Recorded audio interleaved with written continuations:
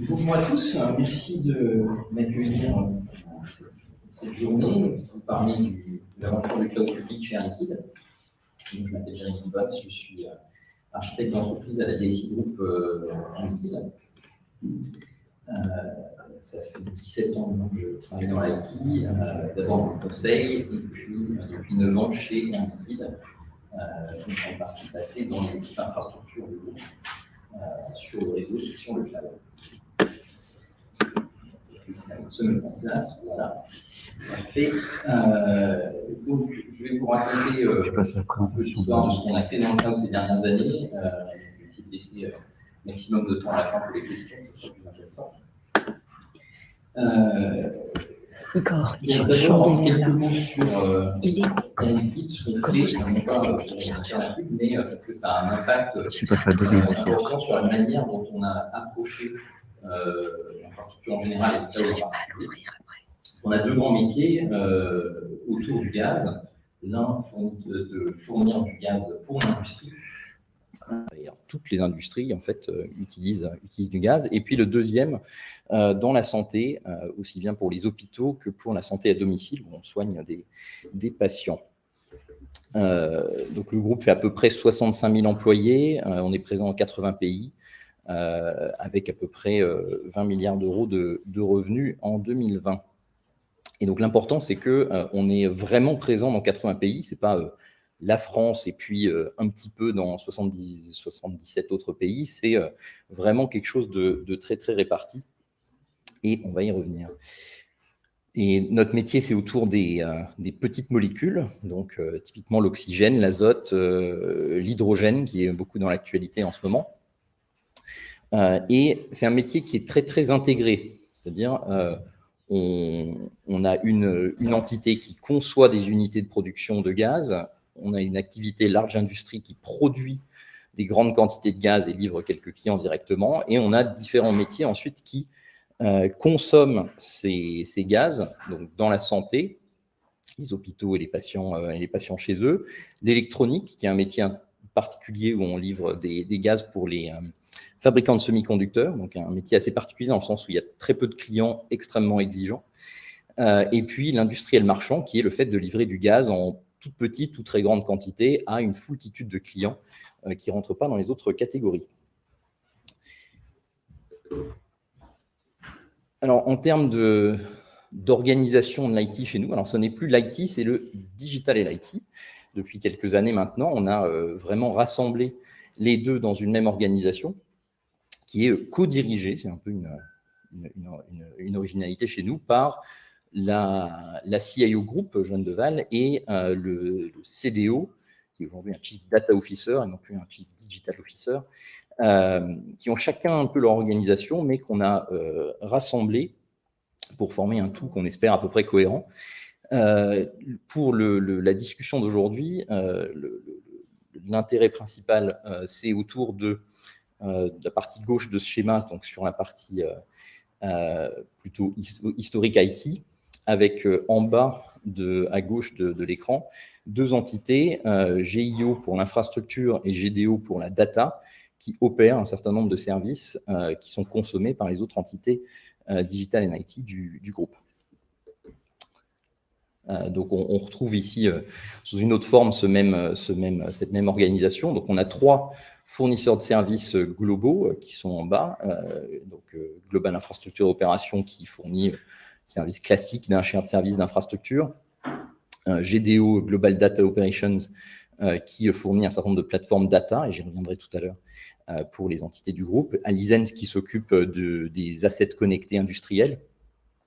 Et puis au-dessus, on a les BIS, donc Business Information Systems, qui sont les DSI applicatives sur différents périmètres, soit d'une BU, c'est plutôt celle de droite, ou géographique sur la gauche, et qui s'occupent de l'ensemble de portefeuilles d'applications du scope business qui leur incombe. Et chaque BIS doit s'accommoder de l'historique particulier sur son périmètre d'activité, puisque le groupe a un historique très décentralisé et du coup, il y a eu une évolution extrêmement hétérogène des plateformes et des systèmes dans les différentes géographies. Et puis, on a une couche CIO Office tout en haut, à laquelle j'appartiens, et qui essaye d'assurer une cohérence sur toute cette organisation. Alors, pour revenir spécifiquement sur le sujet du cloud. Donc, l'aventure commence pour nous aux environs de 2013, où le groupe avait lancé un programme massif de refonte de son infrastructure IT et de l'organisation qui va avec, et avec la volonté de faire un bond technologique au groupe, avec des résultats qui seraient aussi visibles pour les utilisateurs et qui changeraient leur façon de travailler. Donc, on s'est lancé sur tous les sujets d'infrastructure, et dans chacun, on a mis des premiers pas dans le cloud, public ou privé selon les cas, avec Zscaler sur le réseau et la sécurité, avec Google G Suite, et je me suis trompé de logo, c'était Google Apps à l'époque, mais bon, qui était la mesure emblématique, la migration emblématique chez nous, puisqu'elle était très, très visible des utilisateurs et très disruptive. Et puis, sur la partie système, le choix de créer un cloud privé en Europe et d'y associer un premier périmètre de cloud public avec Amazon, parce que de toute façon, il n'y avait pas forcément le choix à l'époque comme on peut l'avoir aujourd'hui. Mais des premiers pas très, très timides dans le cloud public. On faisait des machines virtuelles derrière un cloud management portal fourni par Accenture. Et tout ça ne profitait absolument pas des spécificités du cloud. On faisait la même chose que dans nos data centers, mais en marginalement moins cher et uniquement pour des systèmes faiblement critiques. On n'avait pas encore un niveau de confiance très, très élevé sur tout ça. On en profite pour globaliser les fonctions d'infrastructure. On crée le fournisseur de services internes, GIO, dont je parlais tout à l'heure, avec un catalogue de services structurés, avec une démarche de pricing claire, avec des méthodologies et une approche ITSM nouvelle, en tout cas pour nous. On crée les BIS, focalisés sur leurs applications et sur le lien avec le business. Et donc, toute cette transformation se met petit à petit en place sur la période 2013-2014 jusqu'en 2015. Et là, on a une grosse révolution qui arrive chez nous. On fait un énorme rachat, Airgas, qui est une société américaine, et qui nous fait grossir d'un seul coup d'à peu près 30%, et a pour effet aussi pour la première fois dans notre histoire, faire passer la région majoritaire en termes de chiffre d'affaires de l'Europe vers l'Amérique du Nord. Ce qui, en interne, fait un changement culturel assez sensible. À côté de ça, on lance le nouveau plan pluriannuel du groupe qui s'appelle NEOS et qui tient compte justement de ce rachat pour réorganiser complètement le groupe.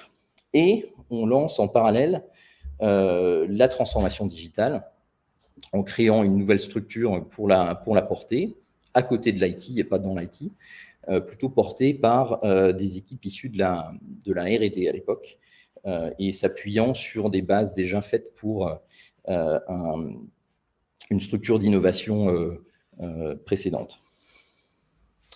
Donc, cette transformation digitale, c'est un peu l'époque de l'euphorie maximum, là.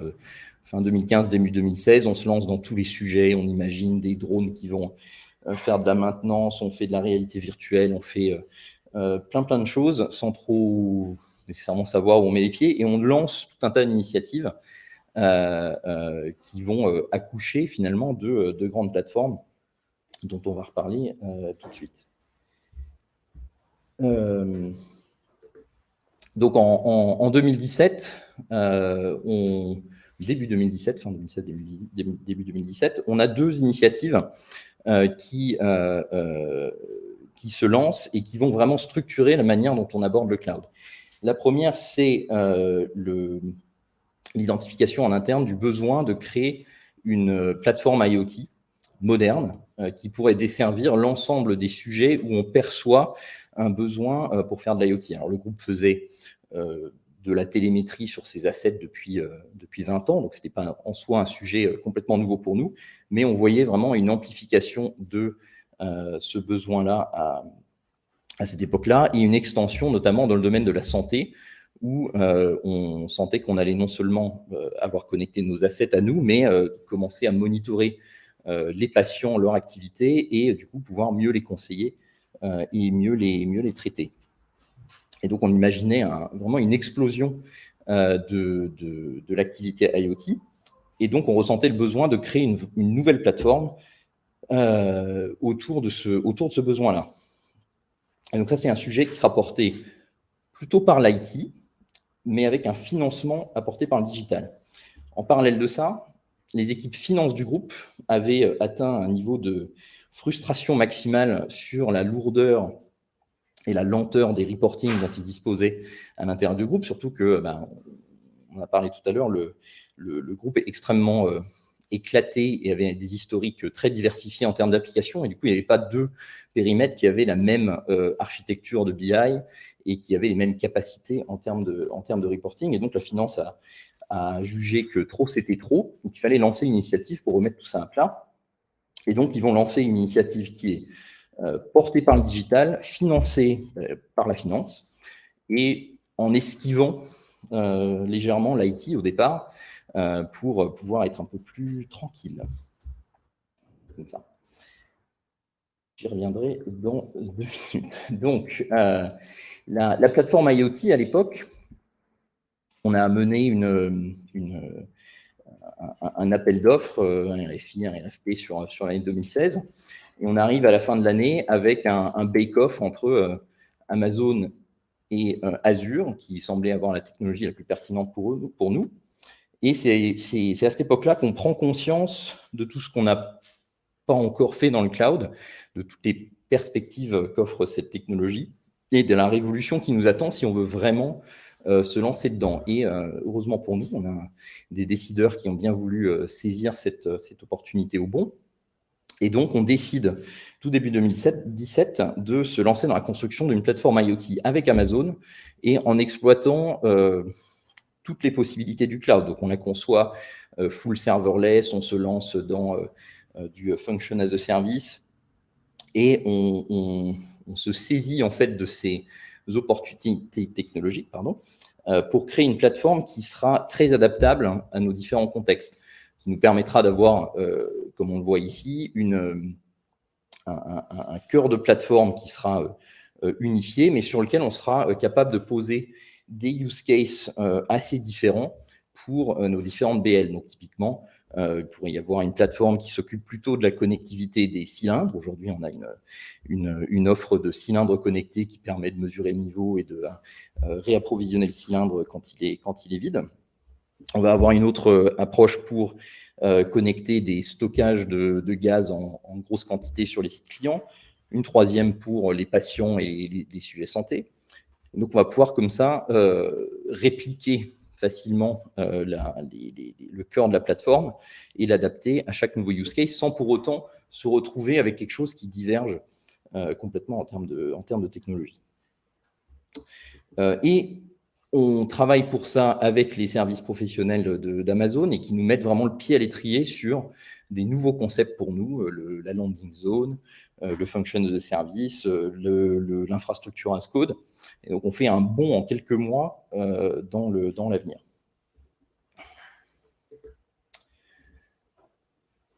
Derrière, on a été étonnamment rapide. En tout cas, les BIS chez nous ont trouvé que c'était... jamais elles n'auraient pensé qu'on irait aussi vite, puisque dès l'année suivante, on se sent suffisamment mûr pour encourager ces BIS à migrer un maximum de leur périmètre sur Amazon au fur et à mesure que se présentent des opportunités de fin de vie de data center, de fin de vie de contrats d'hébergement, puisqu'on n'a pas de data center en propre chez nous, on n'avait pas les volumes pour ça. Et donc, assez rapidement, on lance des opérations lift and shift. On avait décidé de ne pas réserver le cloud à des approches complètement cloud native, mais d'encourager les équipes applicatives à migrer un maximum de choses chez Amazon pour ensuite potentiellement les refactoriser et les redévelopper quand ce serait pertinent. Donc, assez rapidement, en 2018, on lance une migration en Asie-Pacifique où on va migrer 90% des serveurs de leur périmètre. Ensuite, un programme beaucoup plus gros en Amérique du Nord, du fait du volume beaucoup plus grand de notre activité là-bas et de l'historique qu'on avait hérité avec à la fois Airgas et Air Liquide sur ce périmètre-là. Et donc là, on va migrer 60% des serveurs à peu près vers Amazon et le reste vers un cloud privé nouvellement créé là-bas. Et les avantages qu'on y trouve véritablement, c'est un avantage de coût, parce qu'on a vraiment travaillé cette optimisation-là et par ailleurs, il y avait un peu de gaspillage dans les technologies d'avant. Donc, on a vraiment pu démontrer un business case à aller dans le cloud. On a démontré aussi une agilité importante, puisque le delivery des ressources a été grandement accéléré sur tous nos périmètres. On a pu, par exemple, ouvrir une nouvelle région AWS en quelques jours quand le besoin s'en est fait sentir, ce qui était une grosse révolution pour nos métiers. Et assez rapidement, les BIS se sont saisis de cette nouvelle technologie et ont commencé elles-mêmes à repenser leurs applications pour tirer mieux parti du cloud. Ça marche pas. Taxi. Et GIO, donc l'opérateur infrastructure qui est en charge de la landing zone AWS, se change aussi complètement d'approche et de mindset. Donc, ils se mettent à développer une offre de service complète autour d'AWS avec l'idée de faire une fois un certain nombre d'activités un peu complexes pour éviter que les BIS aient à le faire. On en profite aussi pour enfin aligner les différentes régions chez nous en termes d'hébergement. C'est-à-dire que même si on avait réussi à converger les activités sécurité, réseau, end-user, globalement, l'activité hébergement restait très régionalisée pour des raisons historiques. Et donc, AWS nous a fourni l'opportunité de les réaligner sur une base commune et de commencer à les faire travailler ensemble et d'une façon similaire. On commence aussi à construire des nouveaux services à nous par-dessus cette landing zone Amazon, pour que ce ne soit pas juste un espace de jeu avec les technologies Amazon, mais qu'on puisse offrir de la valeur ajoutée dedans.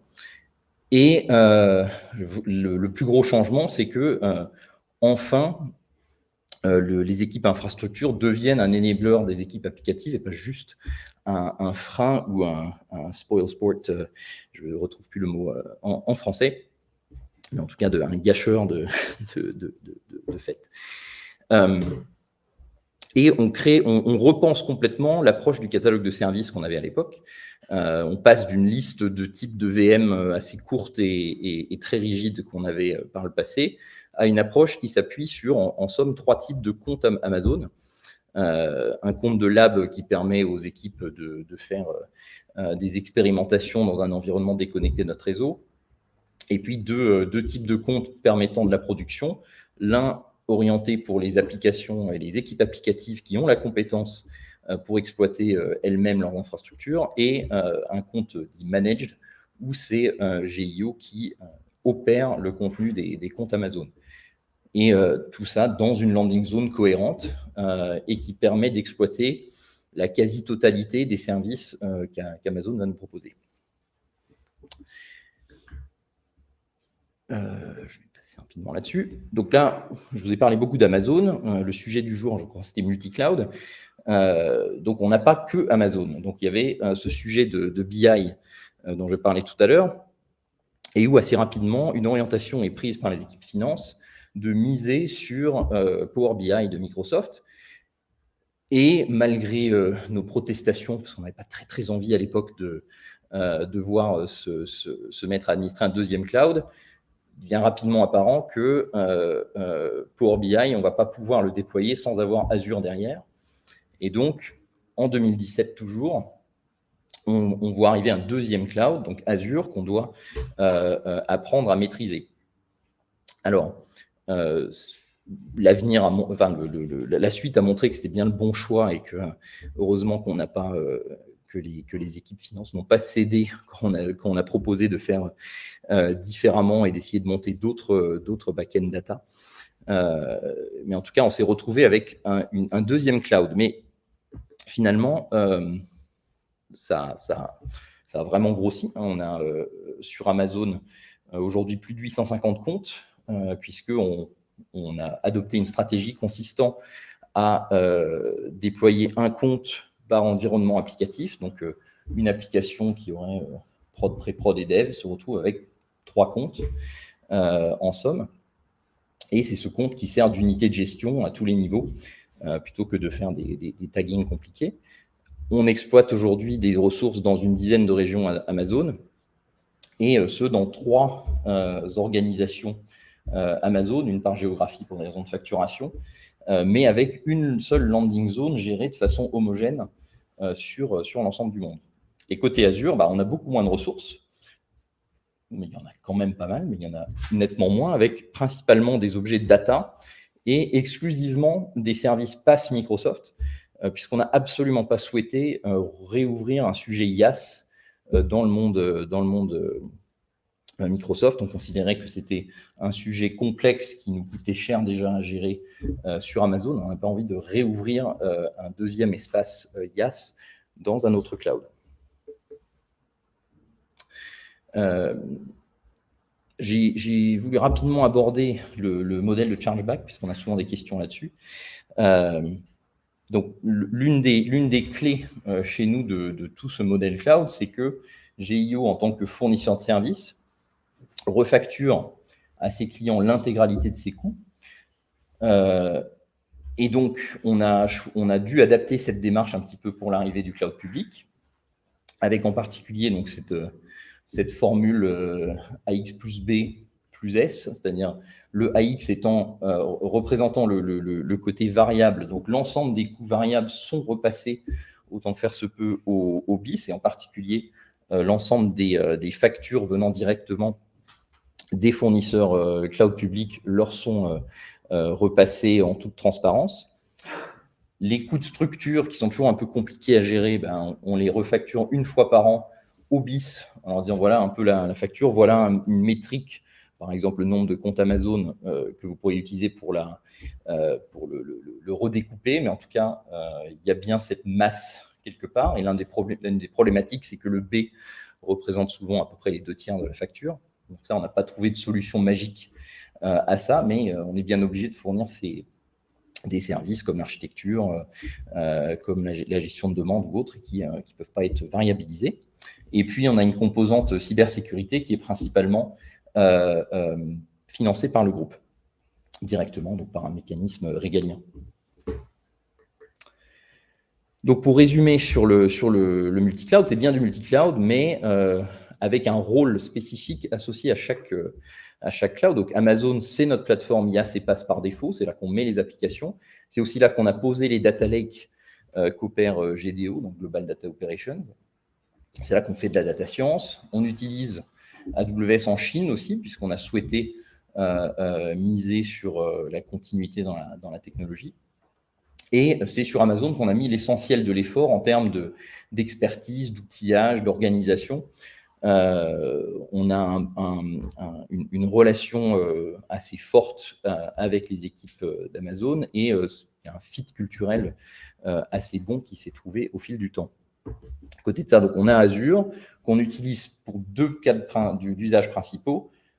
La BI, d'une part, avec Power BI et tous les services data qui vont derrière, et puis les ERP Dynamics 365 qu'on utilise sur un certain nombre de périmètres chez nous. Sachant que le groupe est un historique compliqué sur les ERP, puisqu'on en a plus de 85 aujourd'hui, répartis un peu partout. Le IaaS sur Azure, c'est interdit. On n'utilise que des services PaaS pour en faciliter le management. Et donc, on a pu trouver un operating model qui fonctionne avec beaucoup moins d'experts et une landing zone dans l'ensemble plus simple et qui est plus simple à gérer au quotidien. Et puis, elle se pose généralement la question Google, puisqu'on fait du Google sur le poste de travail. Pourquoi on n'en fait pas dans le cloud ? Parce qu'on n'en fait pas aujourd'hui, ou très très peu. On cherche aujourd'hui des use cases qui seraient pertinents et qui tireraient parti des des différenciateurs de Google sur, par exemple, de l'AI ou des cas autour de la data, notamment avec Google BigQuery. Voilà, je vais passer assez rapidement sur la dernière phase, puisque maintenant que les bases ont été posées, on mise à fond sur ce cloud public. Son usage est d'ailleurs mis en toutes lettres dans les grandes politiques du groupe. On affirme que l'usage du cloud est essentiel pour la transformation digitale et donc on s'appuie dessus pour à peu près tout. Et il faut avoir une très bonne raison aujourd'hui chez nous pour ne pas mettre son application dans le cloud public. C'est bien devenu un sujet qui implique tout le monde. Les métiers ont bien compris les nouvelles possibilités que ça leur offre et se sont vraiment saisis de ces possibilités pour créer les nouvelles solutions. On a compris aussi le mirage quelque part. C'est le cloud, ça peut être simple, mais encore faut-il y travailler. Donc, on a rendu les choses simples, mais ça n'était pas forcément au départ, et il y a un vrai investissement à faire là-dedans. Et on a demandé à l'ensemble des organisations de changer de mindset et de s'adapter vraiment, de ne pas considérer ça comme juste une nouvelle technologie que l'IT utilise, mais bien un changement fondamental nécessitant un nouvel état d'esprit. Je vais passer rapidement là-dessus. Un exemple emblématique de notre nouvel usage du cloud, c'est notre plateforme data globale. Donc, on a commencé à créer des plateformes Data Lake chez Amazon il y a quelques années maintenant. Et on a du coup toute une structure qui a été créée autour de sur les technologies standards d'Amazon pour les data lakes, S3 et consorts. Et on a toute une stratégie qui permet de répliquer ces data platforms dans les géographies où ça fait du sens, d'en avoir une globale pour les use cases où ça fait aussi du sens. Et on ne saurait pas refaire ça ailleurs que dans le cloud aujourd'hui. Et aujourd'hui, on réfléchit à la prochaine étape, c'est-à-dire que les data centers du groupe ont de moins en moins d'utilité et dans certaines régions, on a même réussi à vraiment les remplacer par AWS et connecter des régions Amazon directement dans notre WAN. Et donc, la question devient, mais qu'est-ce qu'on en fait en fait de ces data centers? C'est quoi leur fin de vie, même si on ne sait pas encore bien la situer. On a des travaux en cours sur les refontes des grandes applications, SAP et autres. Et une fois qu'on aura migré celle-là, qu'est-ce qui restera vraiment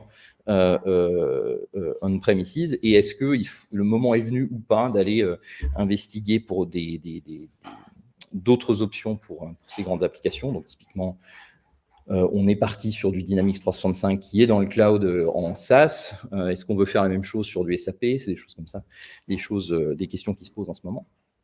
Et puis, on a énormément de réflexions en ce moment autour de GDPR, Schrems 2, le Cloud Act, People en Chine. Et qu'est-ce que ça veut dire pour notre stratégie cloud? Est-ce qu'on va pouvoir maintenir l'unité qu'on a à peu près réussi à garantir jusqu'à présent? Et dernier point, maintenant qu'on a bien structuré notre démarche dans le cloud en centrale, et que GIO a été mandaté pour aller s'étendre sur le edge et reprendre les infrastructures OT, on se pose énormément de questions sur comment appliquer cette nouvelle compétence dans le monde de l'OT, qui est quand même beaucoup plus conservateur et où ils voient d'un mauvais œil l'arrivée de technologies cloud. Donc, on a pas mal de réflexions autour de ça. Voilà, je vais m'arrêter là.